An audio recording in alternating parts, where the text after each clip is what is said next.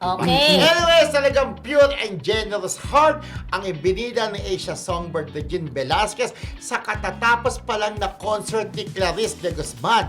Tubang chika na hindi na raw siya nagpabayad pa ng talent fee at hindi lang isa ha, kundi 2 beses pa. Hi, Direk! Ay.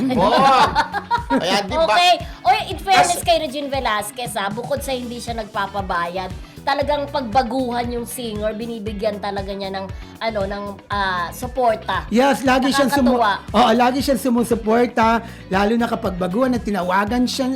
Yes, agad ang Regine. Alam mo, nung after ng manalo, naalala ko si Angeline Quinto, na isa rin siyang Regine yan. After nung sumali sa isang contest, nag-concert siya. Di ba, may kanta pa siya yung tungkol sa kunin mo na ang lahat sa akin, yung mga ganun, di ba? Nag-guest din si Regine.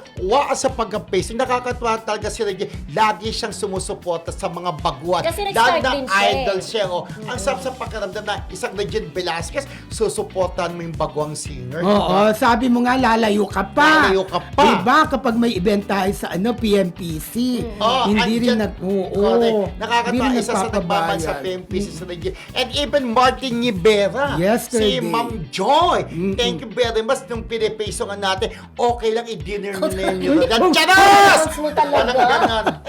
Hindi, nakakatuwa lang sila. Very generous sila. Talagang matutuwa. Hindi, Hindi, matulungin fairness. talaga sila. Correct. Naiintindihan nila, lalo na kapag baguhan, di ba? Oo. Naiintindihan nila kasi galing din sila doon. Yes. Okay. So, and congratulations kasi talagang bongga yung concert ni Clarice. Ang daming natuwa. Talagang ang ganda-ganda doon. At ginastos sa yung stage. Nakita ko yung stage. Ang ganda. Kung pwede nga lang manood doon, kaya wala lang ticket. Ayun.